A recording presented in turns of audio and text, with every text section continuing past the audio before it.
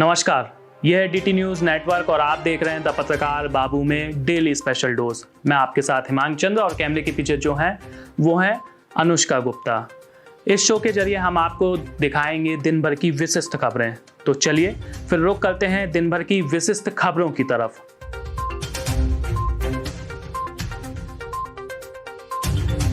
भारत में पिछले 24 घंटों में कोरोना के 91,702 नए मामले सामने आए हैं। यह लगातार चौथा दिन है जब कोरोना के नए मामलों की संख्या 1 लाख से नीचे रही है।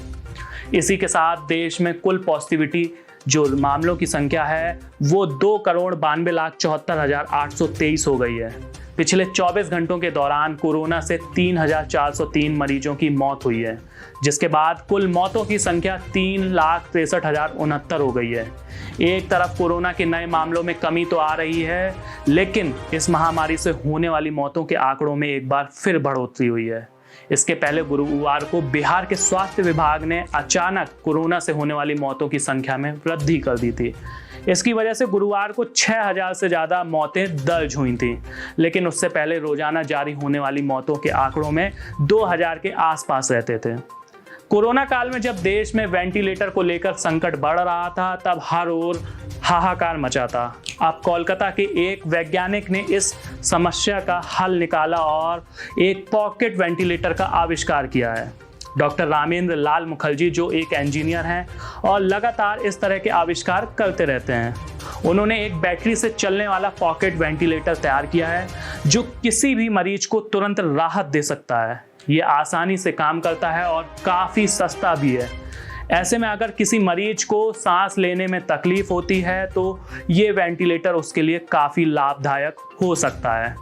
डॉक्टर मुखर्जी का कहना है कि कोरोना संकट के बीच मेरा ऑक्सीजन लेवल भी लगभग 88 पहुंच गया था। तब मेरा परिवार मुझे अस्पताल ले जाना चाहता था। मैं संकट से बाहर आ गया, लेकिन इसके बाद मेरे दिमाग में मरीजों की मदद करने के लिए एक आइडिया आया। ठीक होने के बाद उन्होंने इस पर काम भी शुरू कर दिया और 20 दिनों में मात्र इसको तैयार भी कर दिया। जानकारी के मुताबिक इस डिवाइस में 2 यूनिट हैं, पावर और वेंटिलेटर, जो कि मास्क से अटैच है।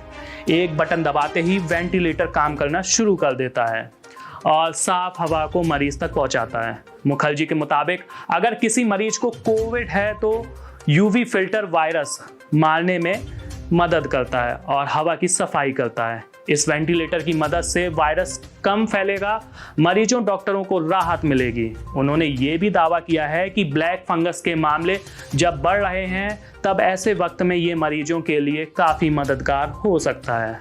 खास बात तो ये है कि ये पॉकेट वेंटिलेटर में एक कंट्रोल नॉब है जो कि हवा के फ्लो को कंट्रोल कर सकता है। इसका वजन सिर्फ 250 ग्राम है, जबकि ये बैटरी से चल सकता है। एक बार चार्ज करने पर ये 8 घंटे तक काम कर सकता है। इतना ही नहीं, एंड्रॉयड फ़ोन के चार्जर से इसे चार्ज भी किया जा सकता है। आपने वैक्सीन लगवा ली है क्या? अगर लगवा ली है तो कहीं आपकी बॉडी में मैग्नेटिक इफेक्ट तो नहीं आ गया है? वैक्सीन लगवाने के बाद आप जरूर चेक करिएगा कि कहीं आपकी बॉडी मैग्नेट की तो नहीं हो गई। ये हम इसलिए कह रहे हैं क्योंकि महाराष्ट्र के नासिक शहर के निवासी अरविंद जगन्नाथ सोनार, जिन्होंने कुछ दिन पहले ही कोरोना की दूसरी वैक्सीन लगवाई थी, दोनों डोज कंप्लीट होने के बाद ही उनके शरीर में अजीब सी शक्ति का विकास हुआ। और ये अजीब सी शक्ति का विकास है, उनकी बॉडी ने मैग्नेटिक इफेक्ट शो करना शुरू कर दिया। मैग्नेटिक इफेक्ट ऐसे, जब भी कोई लोहे की वस्तु को उनकी बॉडी के पास ले जाया जाता तो वो वस्तु ऑटोमेटिक उनकी बॉडी की तरफ अट्रैक्ट हो जाती। ऐसे में अब यह मामला नासिक शहर के डॉक्टरों के लिए भी अजीब पहेली बना हुआ है और इसका निष्कर्ष तभी निकल सकता है जब उसकी रिपोर्ट आएगी कि आखिर ये होने के पीछे वजह क्या है। हालांकि डीटी न्यूज़ नेटवर्क और द पत्रकार बाबू इस बात की पुष्टि या समर्थन नहीं करता है कि यह घटना कोरोना वैक्सीन की दूसरी डोज लगने के बाद हुई है। फिलहाल में ना तो कोई लोकसभा का कोई चुनाव है और ना ही उत्तर प्रदेश से राज्यसभा की कोई सीट खाली है। ऐसे में पूर्व मंत्री जितिन प्रसाद का उत्तर प्रदेश में अगले साल होने वाले विधानसभा चुनाव से पहले बीजेपी का दामन थामने से सियासी हलचल तेज होती जा रही है। सूत्रों के मुताबिक जुलाई में जितिन प्रसाद को एमएलसी बनाया जा सकता है। जुलाई में 5 सीटों के लिए एमएलसी चुनाव होने हैं। ऐसे में मंत्रिमंडल विस्तार को लेकर भी रास्ता खुला हुआ है। अगर ऐसा होता है कि यूपी में बीजेपी को चुनाव से पहले जिस ब्राह्मण चेहरे की तलाश थी वो जितिन प्रसाद के रूप में खत्म होती दिख रही है। दरअसल जितिन प्रसाद के भाजपा में आने की टाइमिंग हो या फिर एंट्री के बाद उनके द्वारा दिए गए बयान, इन सब से लग रहा है कि जितिन प्रसाद के लिए उत्तर प्रदेश के मंत्रिमंडल में जगह बनाई गई है। वहीं उत्तर प्रदेश में मंत्रिमंडल का विस्तार प्रस्तावित है और लंबे वक्त से इस पर मंथन चल रहा है। साथ ही बीजेपी को प्रदेश स्तर पर एक ब्राह्मण चेहरे की भी तलाश है। ऐसे में जानकारों का कहना है कि जितिन प्रसाद को जल्द ही योगी मंत्रिमंडल में शामिल किया जाएगा। हालांकि योगी आदित्यनाथ के करीबी और सूत्रों और संगठन के लोग लगातार इस बात से इनकार कर रहे हैं कि फिलहाल कोई मंत्रिमंडल विस्तार नहीं होगा। लेकिन जिस तरीके से घटनाक्रम लगातार बदल रहे हैं और दिल्ली में बैठकें हो रही हैं, वो कैबिनेट विस्तार की ओर इशारा करते हैं। अब डेली स्पेशल डोज के अंत में नजर डालते हैं हिस्ट्री ऑफ द डे, यानी आज के इतिहास पर कि आखिर आज का इतिहास क्या कहता है।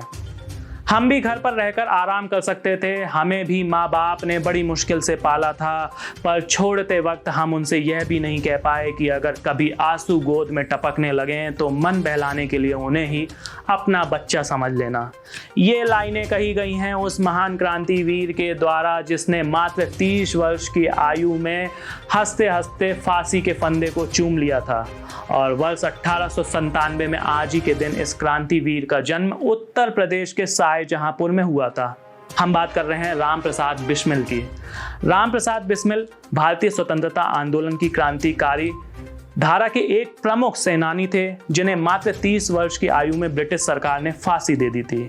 राम प्रसाद बिस्मिल मैनपुरी षड्यंत्र व काकोरी कांड जैसी कई घटनाओं में शामिल थे। राम प्रसाद बिस्मिल एक कवि, शायर, अनुवादक, बहुभाषी, इतिहासकार व साहित्यकार भी। बिस्मिल उनका उर्दू तखल्लुस उपनाम था जिसका हिंदी में अर्थ होता है आत्मिक रूप से आहत। बिस्मिल के अतिरिक्त वे राम और अज्ञात के नाम से भी लेख व किताबें लिखा करते थे। उन्होंने सन 1916 में मात्र 19 वर्ष की आयु में क्रांतिकारी मार्ग में कदम रखा था। 11 वर्ष के क्रांतिकारी जीवन में उन्होंने कई पुस्तकें लिखी और स्वयं ही उन्हें प्रकाशित किया। उन पुस्तकों को बेचकर जो पैसा मिलता था उससे वे हथियार खरीदे करते थे और उन हथियारों का उपयोग ब्रिटिश राज का विरोध करने के लिए किया करते थे। 11 पुस्तकें उनके जीवन काल में प्रकाशित हुई जिनमें से अधिकतर सरकार द्वारा जब्त कर ली गई थी, ब्रिटिश सरकार के द्वारा। इतिहास में 11 जून का दिन भारत के पहले प्रधानमंत्री जवाहरलाल नेहरू की वजह से याद किया जाता है। दरअसल 11 जून 1964 के दिन ही जवाहरलाल नेहरू की अस्थियों को देश भर में बिखेर दिया गया था। नेहरू ने अपनी वसीयत में इस इच्छा का जिक्र किया था। इसी के चलते उनके निधन के बाद उनकी अस्थियों की राख को देश के अलग अलग खेतों में बिखेरा गया था। वहीं ब्रिटेन के लोकतांत्रिक इतिहास के लिहाज से भी यह दिन बड़ा खास महत्वपूर्ण है। 11 जून 1987 के दिन ही ब्रिटेन की लौह महिला कही जाने वाली मार्गरेट थैचर ने तीसरी बार देश के प्रधानमंत्री का पद संभाला था। तब ब्रिटेन के 160 वर्ष के इतिहास में यह पहली उपलब्धि हासिल करने वाली राजनेता बनी थी। फिलहाल आज के हमारे शो डेली स्पेशल डोज में इतना ही। अब हमारी और आपकी मुलाकात फिर से नेक्स्ट वीक में होगी जब हम आपको और भी इसी तरीके की कुछ विशिष्ट खबरों को से रूबरू कराएंगे दिन भर की। तब तक के लिए आप स्वस्थ रहें और सुरक्षित रहें। साथ ही आपको एक हिदायत भी है, भारत इस समय कोविड की दूसरी लहर से गुजर रहा है और नीति आयोग के हिसाब से सितंबर या अक्टूबर में भारत में तीसरी लहर दस्तक दे सकती है कोरोना की। तो इसलिए आप घर में रहें, सुरक्षित रहें, अति आवश्यकता होने पर ही घर से बाहर निकलें। जब भी घर से बाहर निकलें तो मास्क जरूर लगाएं, हैंड सैनिटाइजर का इस्तेमाल करें और सोशल डिस्टेंसिंग को फॉलो करें। और आपका सही समय आ गया है तो आप वैक्सीन जरूर लगवाएं, क्योंकि वैक्सीन ही एक ऐसा उपाय है जिससे कोरोना हारेगा और भारत जीतेगा। धन्यवाद।